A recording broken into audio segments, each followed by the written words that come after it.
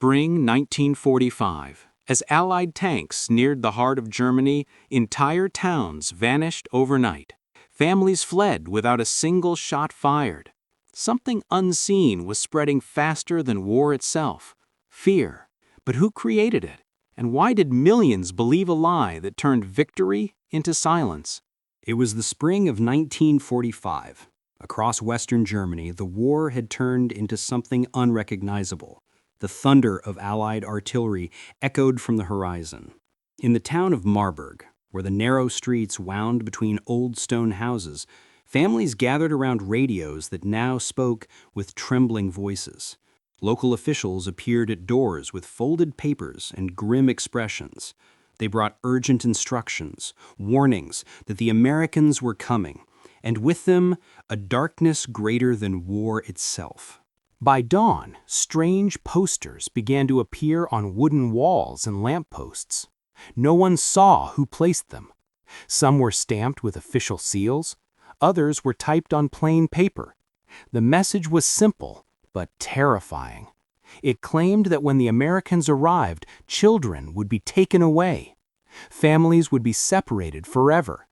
The occupiers, it said, planned to enslave the next generation, forcing them to rebuild America's cities as punishment for Germany's crimes. No one could prove where the message came from, but by the end of that day, it was all anyone could talk about. In one modest apartment near the edge of town lived Anna Bergman, a widow with 2 children, Karl, age 9, and little Lotta, who was 6. Her husband had never returned from the front. Now, with the Americans drawing closer, she found herself standing in her kitchen, staring at one of the new leaflets that her neighbor had pushed under the door.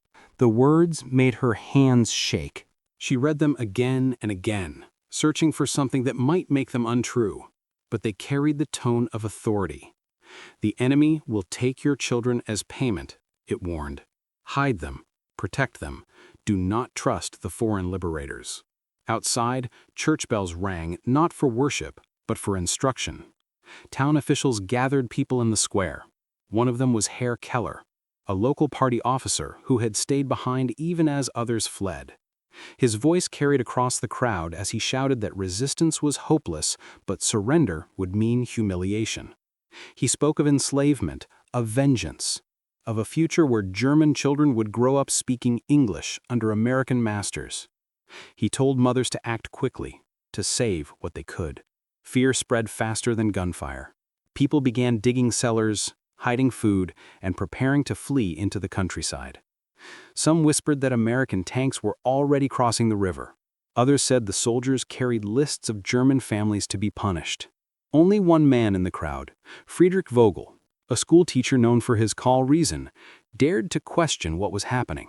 He had spent years watching the propaganda change shape, from glory to desperation. And now, as he listened to Keller's speech, he recognized something familiar. The same tone, the same rehearsed conviction. It was theater, disguised as truth. But no one wanted to hear his doubts. When Friedrich tried to speak, the crowd turned away. The fear had already taken hold. In the following nights, rumors became nightmares. Women gathered in kitchens whispering plans. Some prepared to send their children east, others to distant relatives in the mountains. Every new rumor made the last seem real. The radio carried Goebbels' latest speeches, broadcast filled with talk of foreign slavery and revenge for the children of Germany. Each message was carefully designed to wound the mind, not the body. What few knew was that these broadcasts were part of a final campaign launched from Berlin itself, a desperate strategy to hold the collapsing nation together through fear. Goebbels had instructed his ministry to spread the idea that the Americans were not liberators, but destroyers. He wanted to turn surrender into terror, and it worked. By mid-April, entire villages along the Western Front were gripped by panic. In Marburg, Anna could no longer sleep. Her son Karl asked why the neighbors were packing their wagons. She didn't know how to answer. The world outside their window had become a blur of retreating soldiers, abandoned carts, and whispered warnings. Friedrich, the schoolteacher, tried to continue his lessons, though half his students had already disappeared. One morning, he arrived to find the classroom empty, except for a single sheet of paper pinned to the door. It read, "Closed by order of the district." He knew then that the propaganda had won. In the days that followed, he walked through the streets and saw what fear could do. Windows boarded, shops deserted, a churchyard filled with people praying for safety that reason could not provide. The air was thick with something invisible yet suffocating, a belief so powerful it felt like truth. Meanwhile, Herr Keller continued his rounds, delivering new pamphlets, urging people to trust in the fatherland's warning. To him, obedience was survival. To others, it was madness, yet few dared to resist. The propaganda did not need to convince everyone.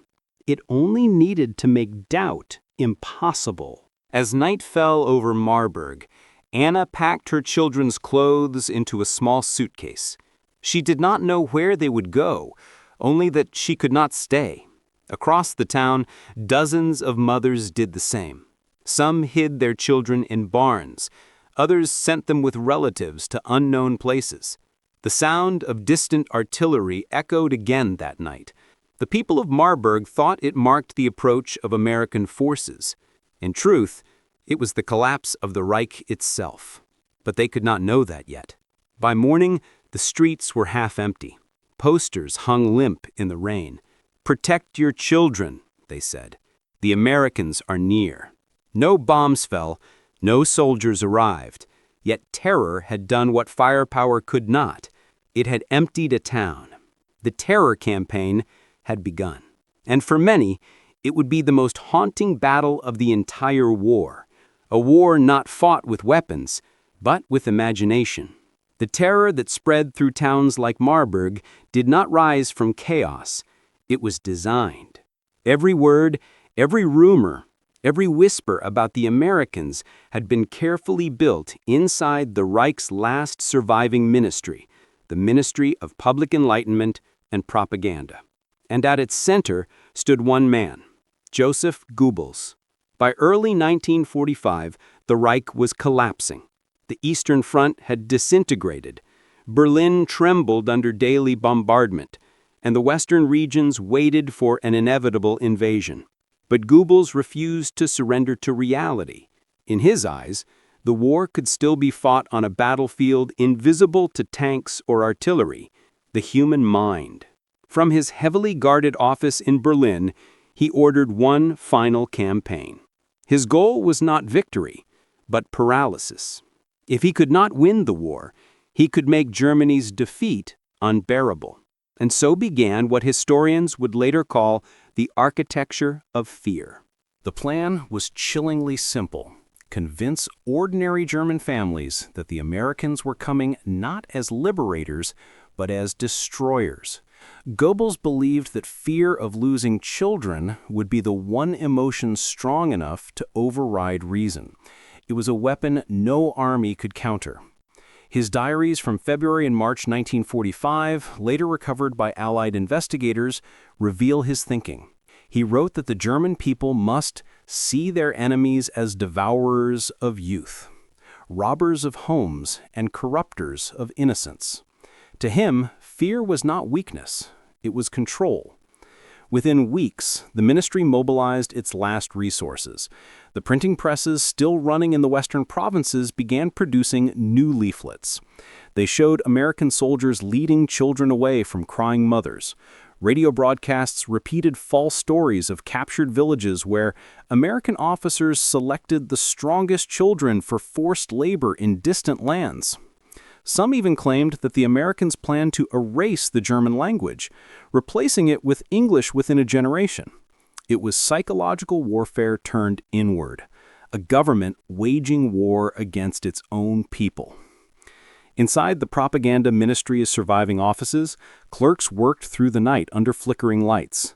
They recycled themes from earlier campaigns, the fear of the Soviet invasion from the east, now twisted and repurposed for the Western Front. The ministry's linguists studied regional dialects to make each broadcast sound local. And even the posters were adjusted to reflect familiar faces, blonde-haired children, familiar townscapes, trusted symbols, all designed to make the lie feel like home. And it worked because it was built on fragments of truth. For months, stories had reached Germany from the east, real accounts of atrocities committed by Soviet troops as they advanced through East Prussia and Silesia. Families had fled burning towns, and survivors told of brutal treatment and chaos. Goebbels seized on those reports and reshaped them into a warning. If the Soviets behaved this way, imagine what the Americans would do once they crossed the Rhine. The result was an atmosphere so charged with fear that truth no longer mattered. Rumor became reality simply because no one dared to question it. Among the mountains of propaganda later discovered by Allied investigators were copies of a broadcast script titled The Enemy's Promise. It told listeners that the Americans would offer food and safety only to betray them once they surrendered. Your children will rebuild their cities, it declared, while your names are erased. The ministry recorded actors to voice these scripts, calm, confident, and persuasive. Each line designed to sound like a neighbor, not a government official. Even teachers were quietly enlisted. Local Nazi administrators distributed educational materials for schools, instructing instructors to warn their students about the coming occupation. Some were told to conduct drills where children practiced hiding if American soldiers entered the town. To a frightened mother, these looked like preparations for survival. In truth, they were rehearsals for panic. In Marburg, Friedrich Vogel began to suspect the scope of the deception. He had heard the same phrasing on the radio that appeared in Keller's leaflets. It was too precise to be coincidence. He began collecting copies of the posters, hoping to prove that they came from a central source. But each night, new versions appeared with slight variations, enough to make them seem local, spontaneous, genuine. That was Goebbels' brilliance, to make propaganda appear self-generated, born from the people themselves. Meanwhile, Anna Bergman's fear deepened. Her neighbors told her of towns to the west where children had already disappeared. No one had seen such a thing, but the details were vivid enough to be believed. Some said the Americans forced children to wear identification numbers. Others whispered about trains filled with German youth bound for foreign camps. The propaganda no longer needed Goebbels' hand. It lived on through repetition, the human instinct to protect, amplified by terror. For Goebbels, that was the ultimate victory. His ministry's final reports, recovered from a bunker near Potsdam, described the success in bureaucratic language. They measured fear as if it were a military objective. One memo read, "Civilian morale in Western regions shows signs of renewed loyalty to the Führer, motivated by anxiety for family safety. The population now views resistance as a moral duty." Even in its last days, the Nazi state still believed control was possible through illusion. As Allied forces pushed deeper into Germany, the propaganda ministry's broadcasts grew darker. They claimed that American troops would establish child labor colonies, and that surrender would mean a lifetime of humiliation. Some messages even quoted fabricated American soldiers, speaking lines written by German officers to sound authentic. Goebbels had long understood that a lie told with confidence could survive even after the liar was gone. By April, the architecture of fear had become self-sustaining. Local officials like Herr Keller no longer waited for orders. They created their own leaflets, copying the ministry's style, adapting it to local panic. Teachers, priests, and even family heads unknowingly became agents of propaganda, repeating the same lies in the hope of saving their loved ones. What began in Berlin now echoed across every town square. When the Americans finally crossed the Rhine, they found not resistance, but silence. Villages deserted, children missing, families hiding in forests. The psychological campaign had achieved what no weapon could. It had fractured the nation from within. In the end, the Reich's propaganda machine had turned its final weapon on its own people. It had promised protection, but delivered despair. And for millions of German civilians, the war that ended on the battlefield was only the beginning of another, the war inside their minds. By March 1945, the war in Western Europe was nearing its end. The Rhine River, once a distant dream for Allied planners, now lay behind them. Columns of American soldiers and tanks rolled eastward through shattered towns that barely resisted. Yet, as the front moved deeper into Germany, the U.S. Army began to encounter something unexpected: emptiness. Entire villages stood deserted. Streets were silent except for the rumble of engines. No civilians waved white cloths or stepped forward in surrender. Curtains hung over windows like blindfolds. Doors were barred. It was as if the people had vanished. At first, commanders assumed the civilians had fled the fighting. But reports soon arrived from different sectors describing the same scene. Whole communities had disappeared before the first American patrols even arrived. Farms abandoned, food left uneaten, toys scattered on floors. What remained was fear, a presence as real as any enemy soldier. One of the first to notice the pattern was Captain Morris Webb, a young intelligence officer attached to the American Ninth Army. His unit had been ordered to analyze captured documents and local communications in newly occupied areas. What he found disturbed him. Among the papers retrieved from a burned-out town hall near Aachen were dozens of German leaflets, crude, poorly printed, but chillingly consistent. They all carried the same warning, that the Americans intended to enslave German children. Some were addressed to all mothers of the Reich. Others claimed to come from escaped prisoners who had seen the camps where children were supposedly being sent. Captain Webb spread the papers across his desk, reading each one under a flickering lantern. He had studied enemy propaganda before, but nothing like this. These weren't messages aimed at soldiers, they were weapons aimed at families.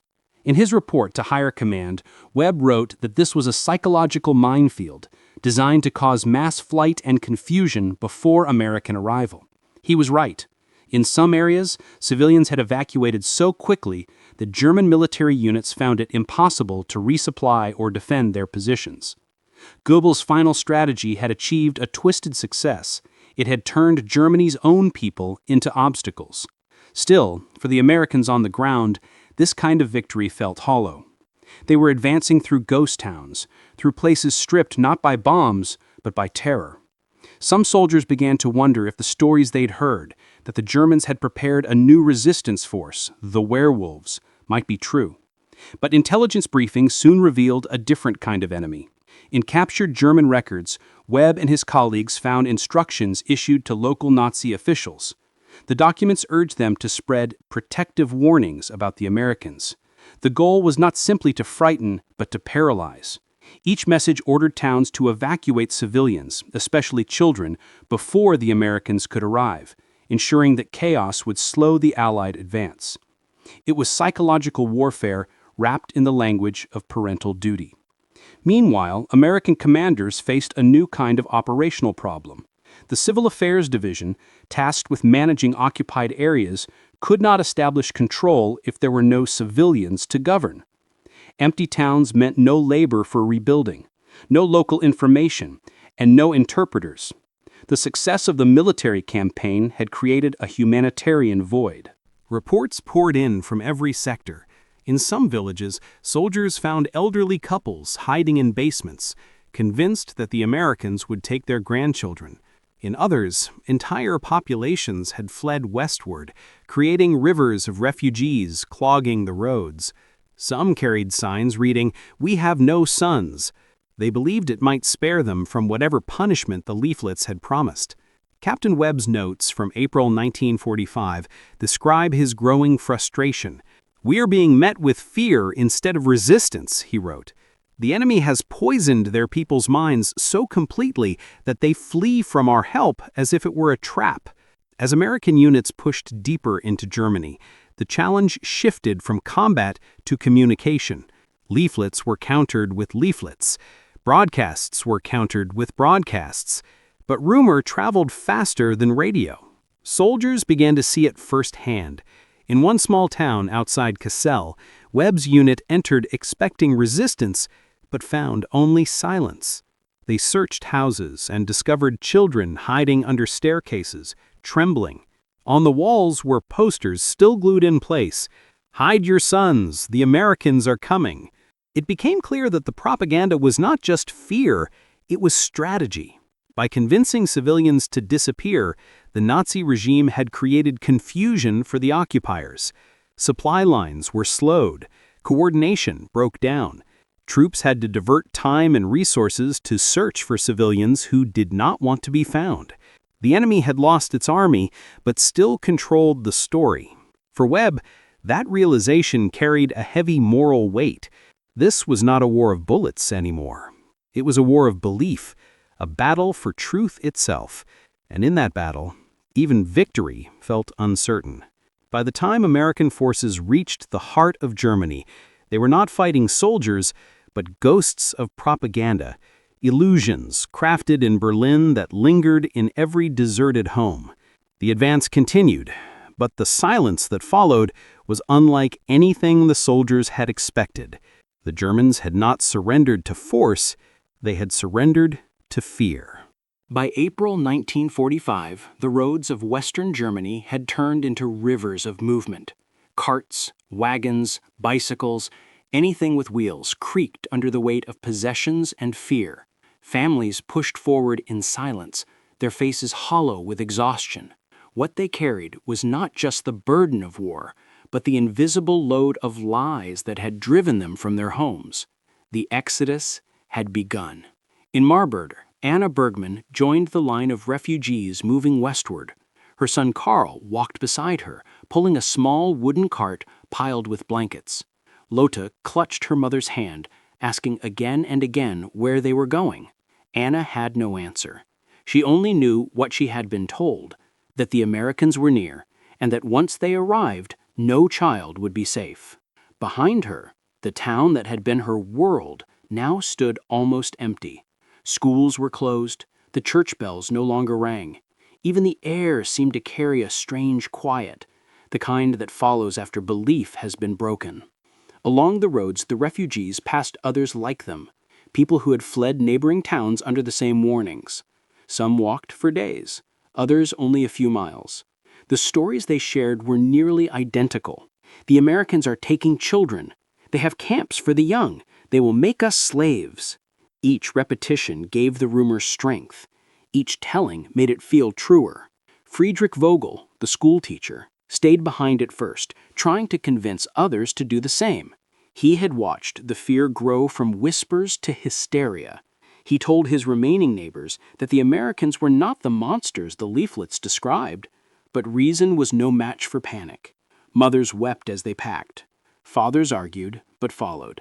When fear becomes collective, logic disappears.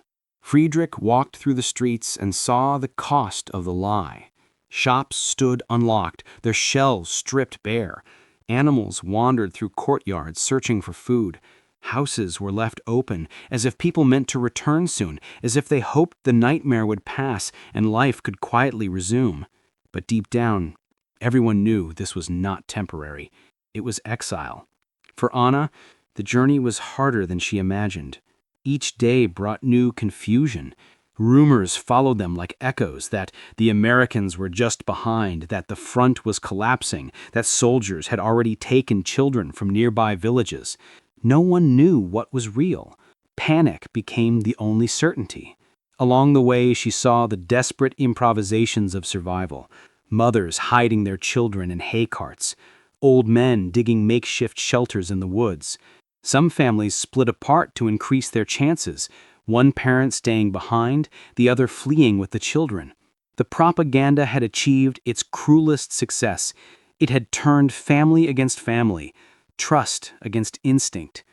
For many, the emotional weight was unbearable. One elderly woman told Anna that she had lived through the First World War and had never seen such confusion. In that war, she said, we feared hunger. In this one, we fear each other. What none of them knew was that the chaos they suffered had been planned.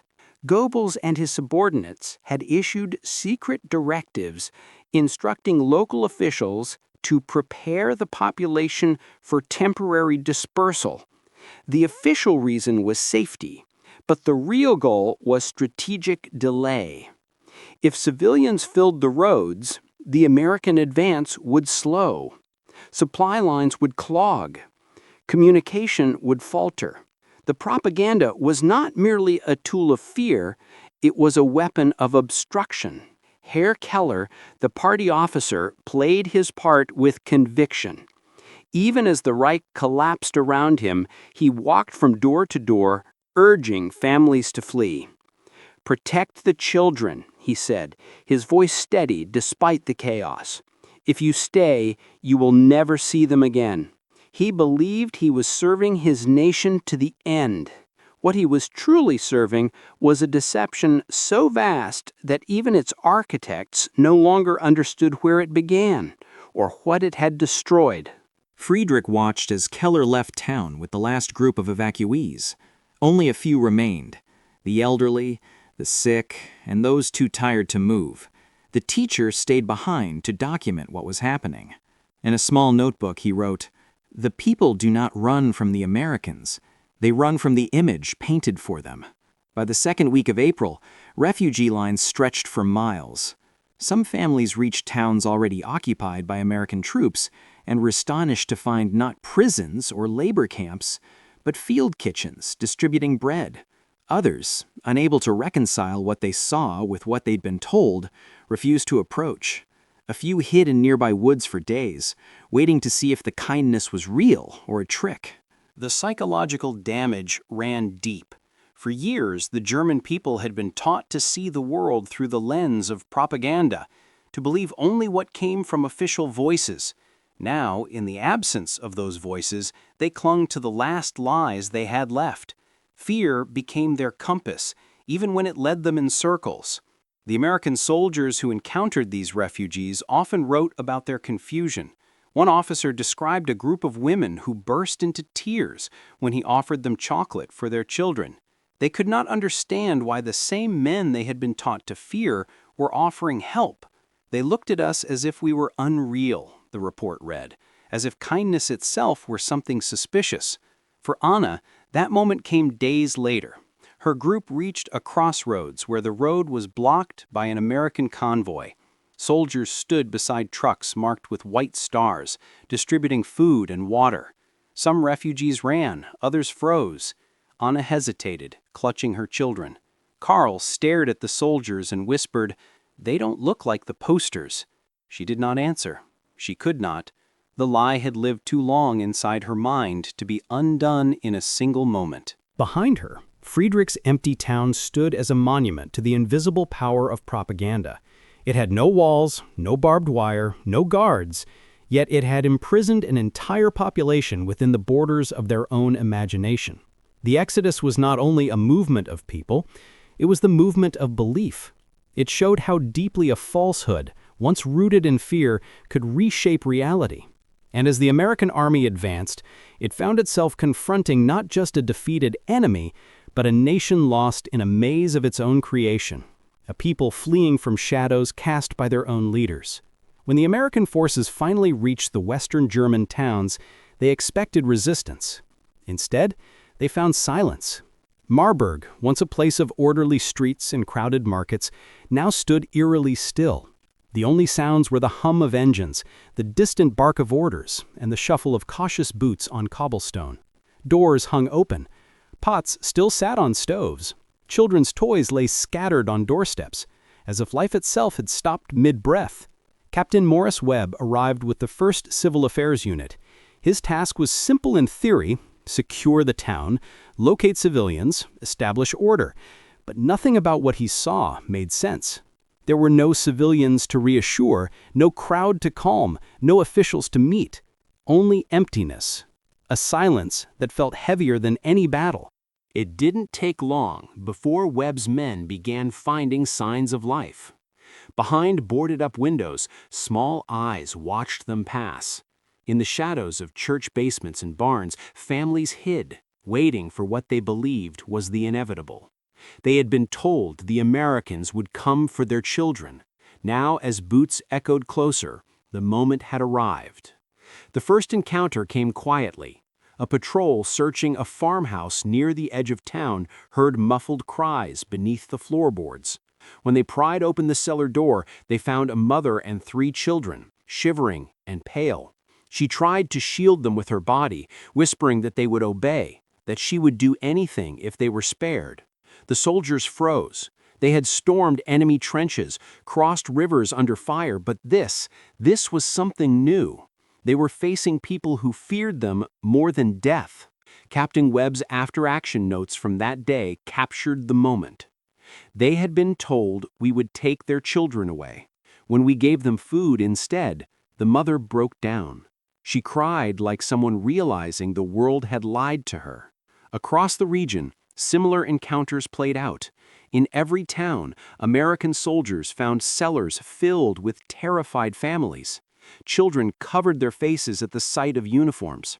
Mothers begged not for safety, but for mercy. It was a reaction that shook even hardened veterans. For many soldiers, it was difficult to grasp how propaganda had turned them into monsters in the minds of those they came to liberate. They carried chocolate and canned goods, not chains. Yet every gesture of kindness was met with disbelief. One field report described it simply: "We had to prove we were human before we could prove we were victorious." At first, the Americans tried to communicate through translators and loudspeakers, announcing that no one would be harmed. But fear does not vanish with words. It lingers, waiting for proof. So the soldiers turned to actions. They opened supply trucks and handed out food. They helped repair damaged roofs. They treated the sick and wounded in makeshift medical tents. Slowly, the silence began to break. In one photograph taken by an army photographer that month, a soldier is seen kneeling, offering a small bar of chocolate to a child. The caption reads, "First Contact, Western Germany, April 1945. The child's expression is one of confusion, not joy, as if his mind could not yet accept what his eyes were seeing. For Anna Bergman, that moment of reckoning came when her group of refugees stumbled into an American relief checkpoint. The soldiers spoke gently, gesturing for the families to rest. They offered bread, water, and blankets. But Anna's hands shook as she took them. Every warning she had heard replayed in her mind. Was this the kindness before the cruelty? Was this the trick she had been told about? It took hours before she could let her children eat. And when little Lotte finally smiled at one of the soldiers, something in Anna's heart cracked. The lie that had driven her from her home began to fall apart, piece by piece. Meanwhile, Captain Webb continued gathering reports of German reactions. Some civilians accepted help immediately, others remained skeptical. A few, still bound by fear, refused to leave their hiding places even after days of reassurance. One local priest, interviewed by Webb's team, said he had begged his congregation to believe the Americans meant no harm. But when lies live for years, he said, truth must knock for a long time before the door opens. The Americans, too, struggled with the emotional weight of what they saw. Many had lost friends in battle only to discover that the people they fought to free saw them as monsters. For soldiers who believed they were ending tyranny, the realization was painful. It was victory without celebration. Language barriers only deepened the tension. Misunderstandings sparked panic, a shouted order mistaken for a threat, a weapon carried for security mistaken for aggression. The propaganda had done its work too well. Even kindness could be misread as danger. Still, change began to ripple. The more civilians saw the Americans stay, the more their fear began to waver. The soldiers were not seizing homes. They were repairing bridges, cleaning streets, setting up hospitals. Word began to spread quietly among the refugees. They give food to children. They helped an old woman. They fixed the church roof. For the first time in years, rumor began to serve truth. By the end of April, the American occupation reports noted a shift in local behavior. Families were returning. Children played cautiously in the streets again. The posters warning of child enslavement were torn down, replaced by bulletins announcing food distributions and medical aid. Yet the damage remained. Entire communities had been psychologically scarred. The children who had grown up fearing foreign faces would carry that shadow for years. Captain Webb's final note on Marburg captured the bittersweet reality. We won the ground easily. Winning their trust will take longer. The battle against propaganda was not over. It had only changed fronts. The Americans had conquered territory, but now they faced the harder task of conquering imagination. And for every family that stepped into the sunlight, there were others still hiding in darkness, waiting to see which story would prove true. By late April 1945, the fighting in Western Germany was nearly over, but another war had just begun, a war for trust.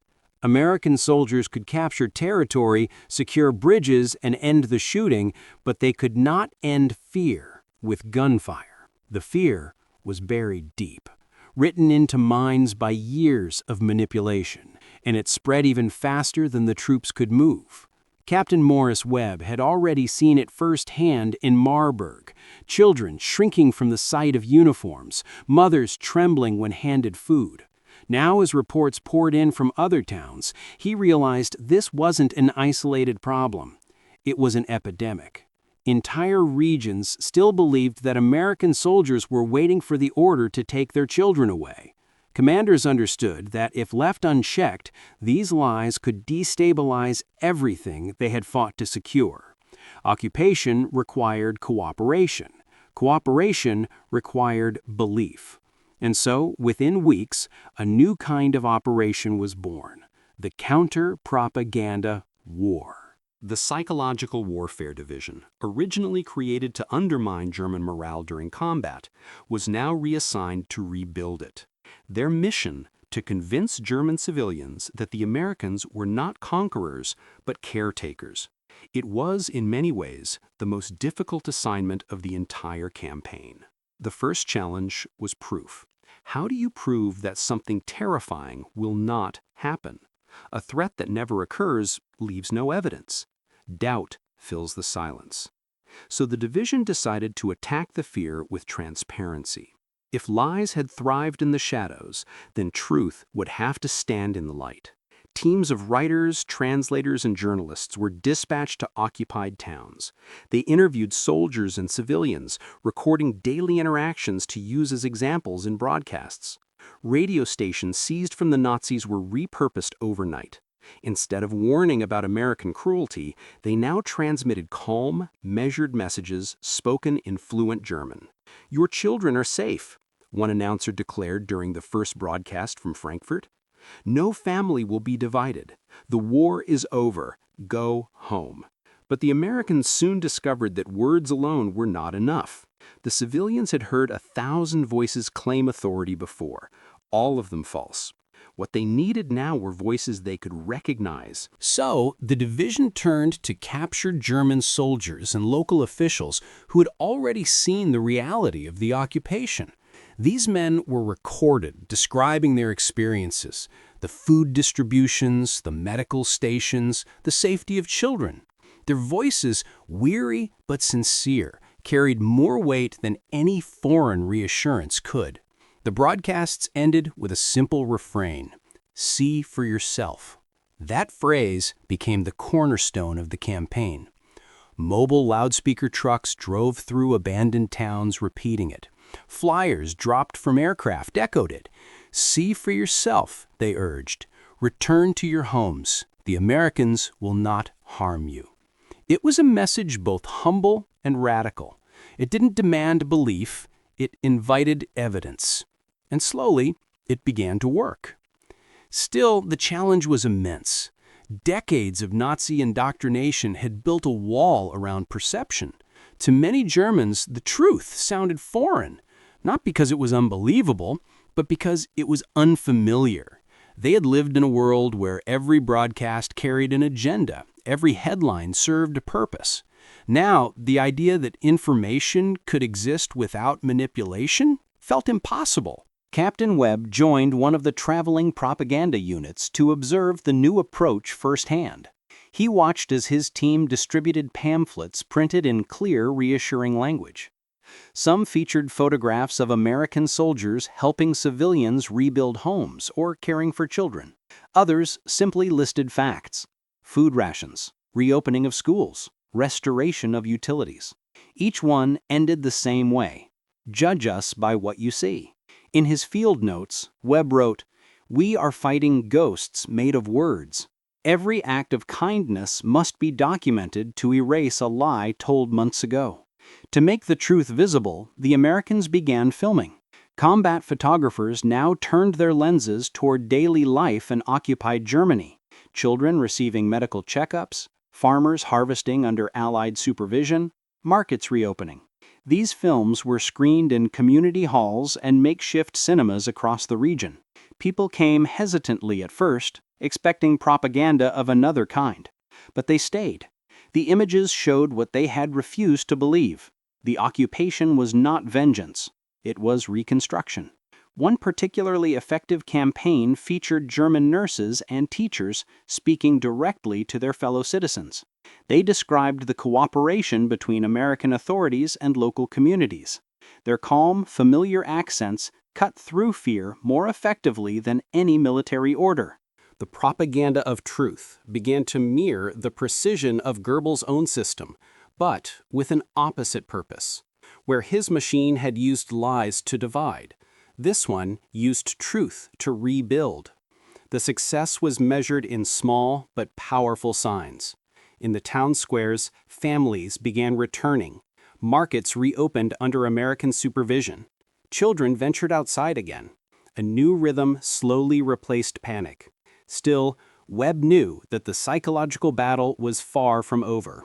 The lies had left scars too deep to fade in weeks. Many civilians could not admit, even to themselves, that they had been deceived. To do so would mean accepting that they had trusted evil. Some reacted with gratitude toward the Americans, others with resentment, ashamed of their own gullibility. The U.S. analysts recognized this tension and documented it meticulously. Reports from the Psychological Warfare Division noted that trust cannot be ordered, it must be experienced. For that reason, they emphasized consistency, fair treatment, visible justice, and human contact. The Americans understood something profound: that rebuilding Germany meant more than repairing cities. It meant reconstructing belief itself. Captain Webb, reflecting on his role, later wrote in his diary, "We came to destroy a regime, but what we found was a people still imprisoned by its voice." He watched as one of the mobile radio trucks broadcast across a valley where smoke from the last battles still hung in the air. The loudspeakers echoed over the empty fields. "You are free to go home. Look around you. The truth is here." It was not triumphal. It was humble, and that humility gave it strength. In the ruins of a country that had once lived by deception, the simplest truth became revolutionary. And for the first time, the war for Germany's soul began to turn. By early May 1945, the guns had finally fallen silent. The Reich had collapsed, and its leaders were gone. Yet, across Western Germany, the war still lingered, not in sound, but in memory. What followed the surrender was not a celebration, but a quiet return. The roads that once carried refugees now carried them back again. Families retraced the same paths they had taken weeks earlier, pushing carts through the same towns they had abandoned in fear. The difference was not the landscape, it was their eyes. They looked around cautiously, waiting for signs of the danger they had been promised. But the signs were gone. The only banners left were Allied notices announcing food stations and curfews.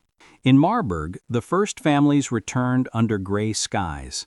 The town stood much as they had left it: windows broken, fields neglected, shops shuttered. Yet the silence was no longer threatening, it was expectant, like the pause before a confession. Anna Bergman and her children were among the first to come home. Their journey back felt unreal. Carl recognized the landmarks one by one: the mill, the schoolhouse, the church tower, each untouched, each still standing. It was as if the terror that had driven them away had been made of smoke. When they reached their apartment, Anna unlocked the door with trembling hands. Inside, everything was as she had left it. The dishes, the photographs, the small wooden toy her husband had carved for Carl before leaving for the front. The propaganda had promised ruin. What she found was a home still waiting. Elsewhere, the returning families found the same. Not chains, not American guards, but soldiers helping rebuild bridges, distributing food, and setting up clinics. The occupiers they had been taught to dread were quietly restoring the lives that fear had shattered.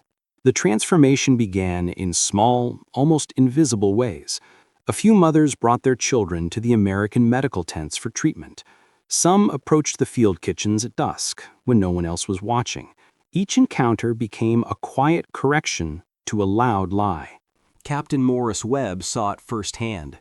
From his office in the newly established Civil Affairs headquarters, he read daily reports of German civilians returning. "They come in small groups," one officer wrote, "moving as if afraid the ground will vanish beneath them. When we hand out food, they hesitate before taking it, then cry." Webb understood what those tears meant. They were not only tears of hunger or exhaustion, they were the first cracks in years of conditioning.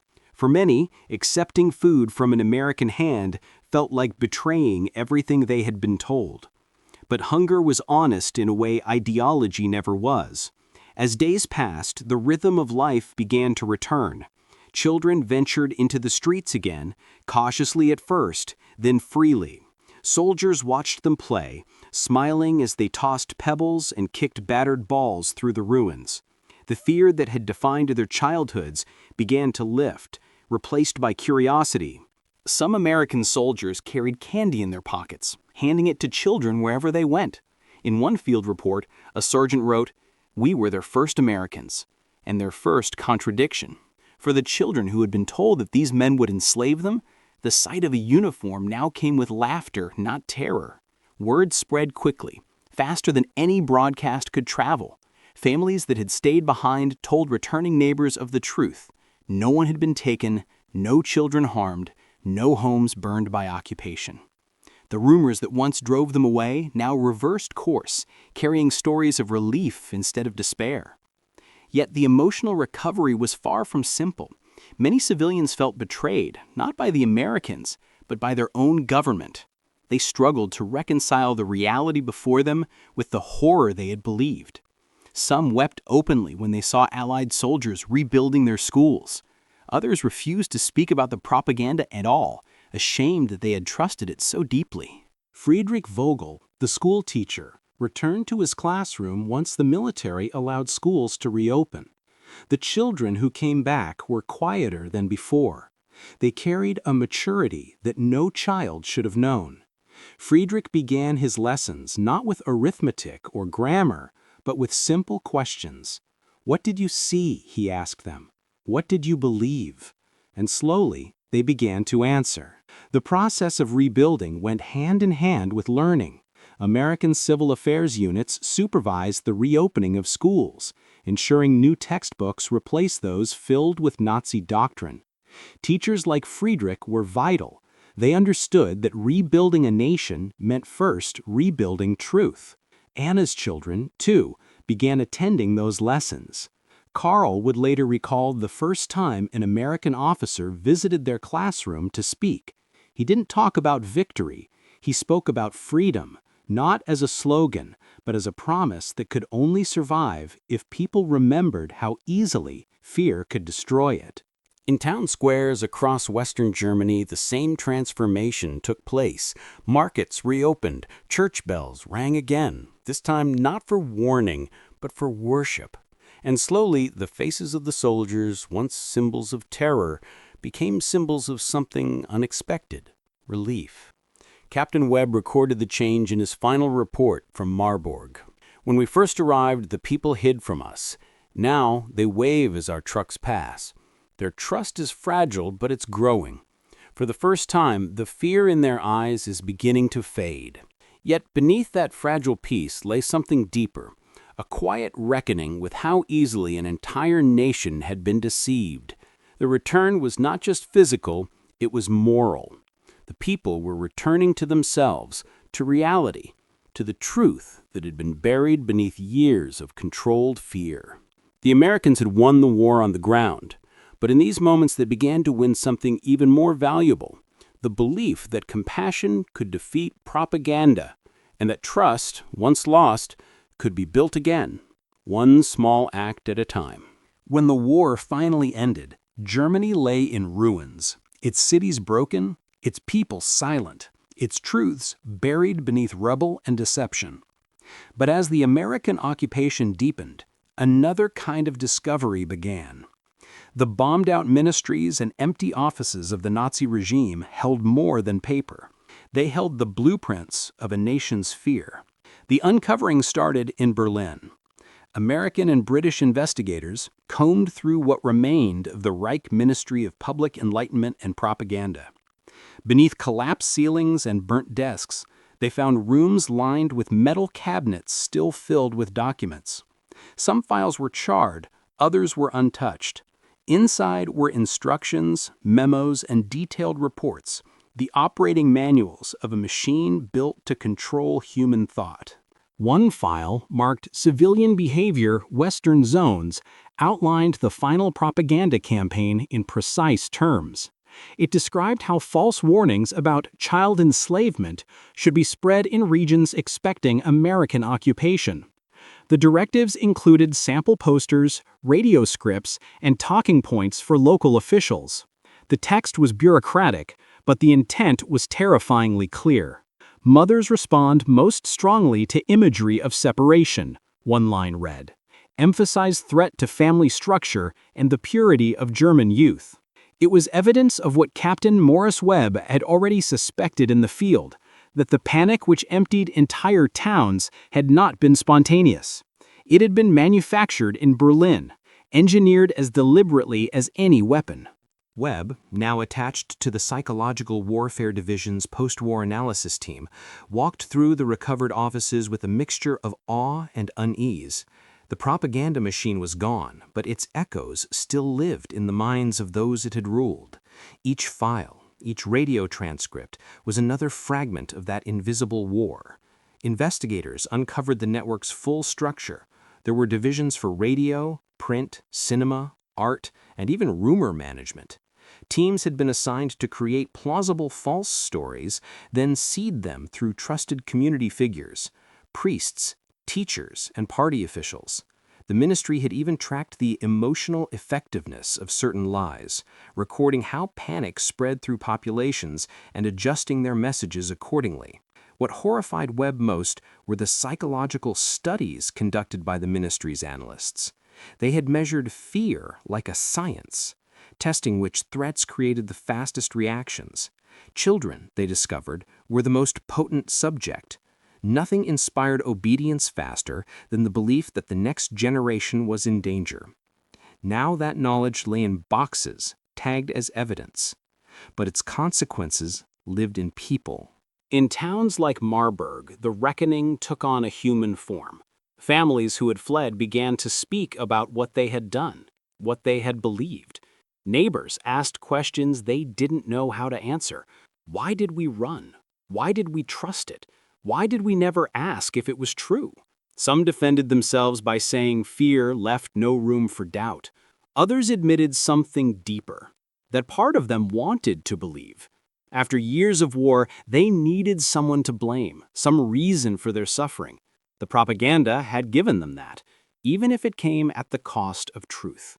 American civil affairs officers documented these conversations carefully. They recognized that propaganda had not simply distorted information, it had reshaped emotion. It had taken ordinary instincts, love, protection, loyalty, and turned them into tools of control.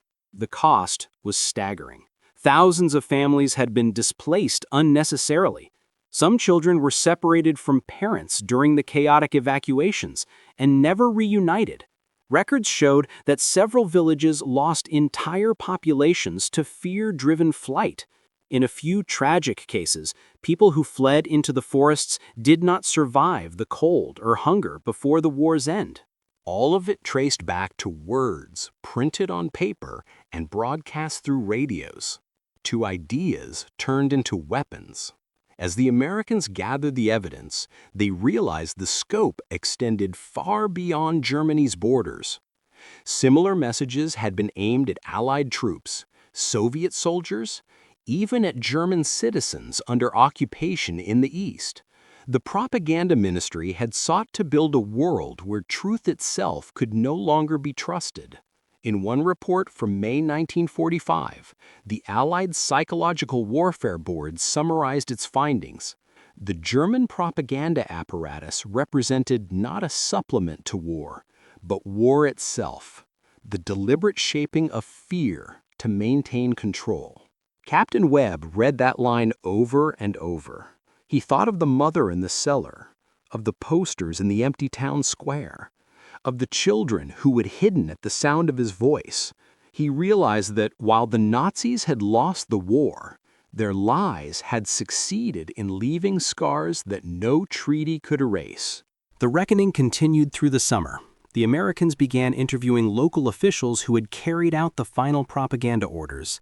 Some admitted their roles, claiming they were following instructions. Others insisted they believed the lies themselves. Herr Keller, the party officer from Marburg, was among them.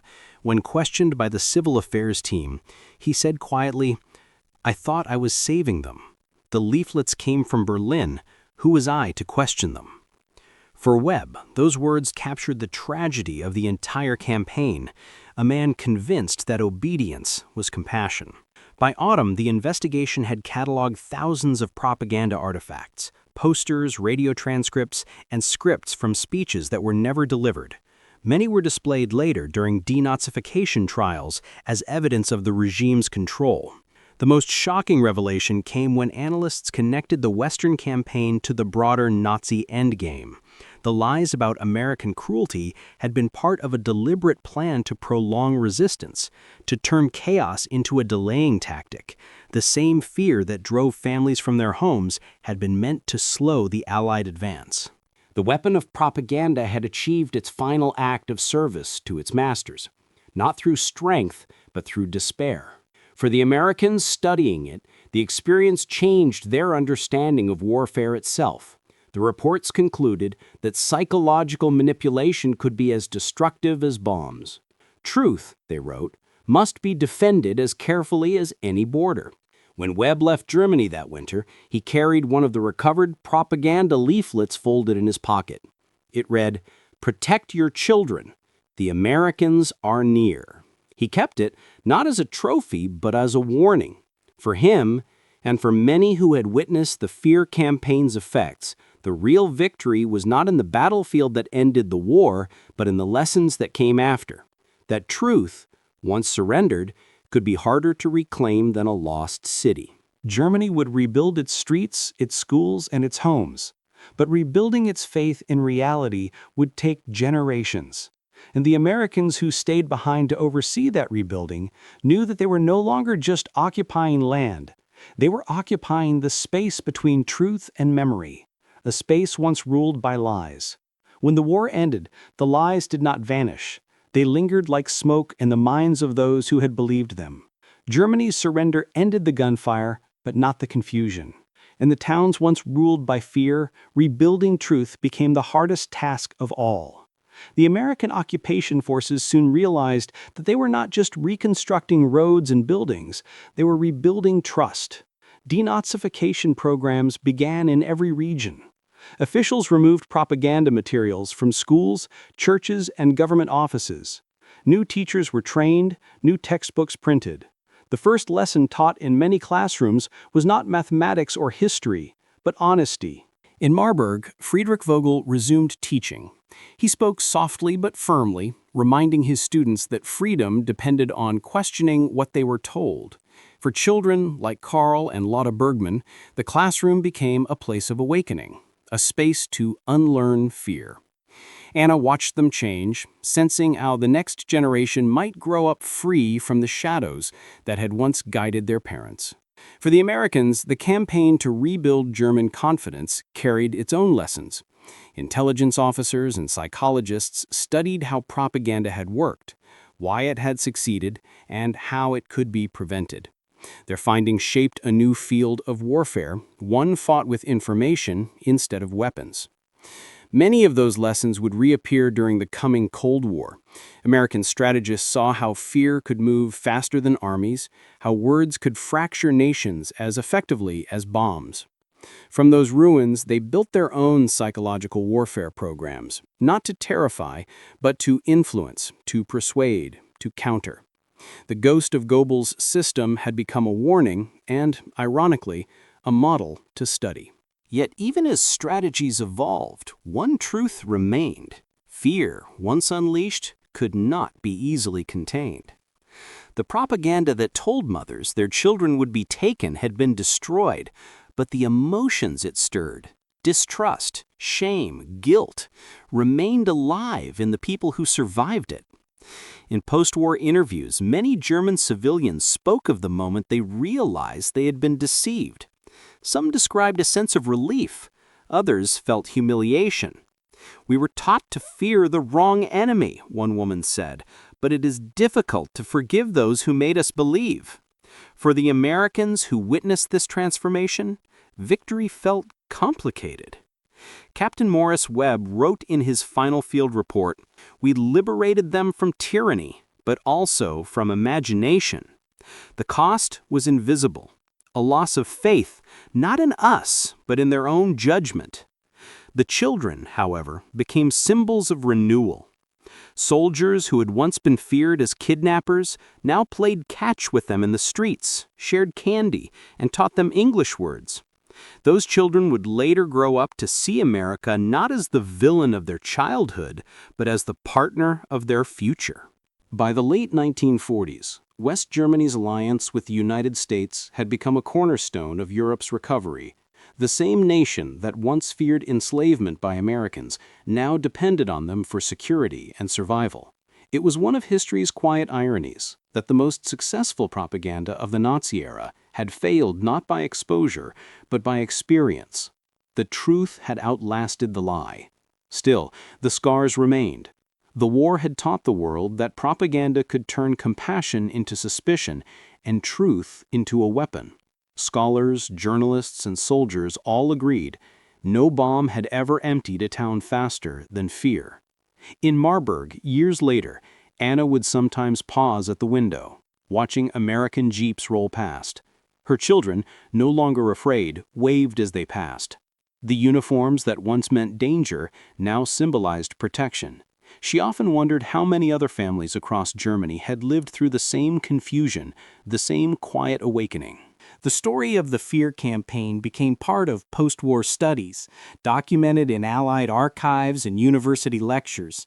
It stood as both tragedy and warning, proof that lies can enslave even without chains, and that truth, though slower, always returns. For America, the lesson endured far beyond Germany. Victory had revealed not only military power, but moral responsibility, the duty to protect truth as fiercely as freedom itself.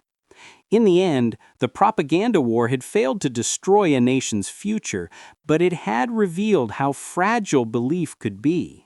The Americans had won the world's greatest conflict, yet they left with a deeper understanding that the mind, once conquered by fear, is the hardest battlefield to reclaim.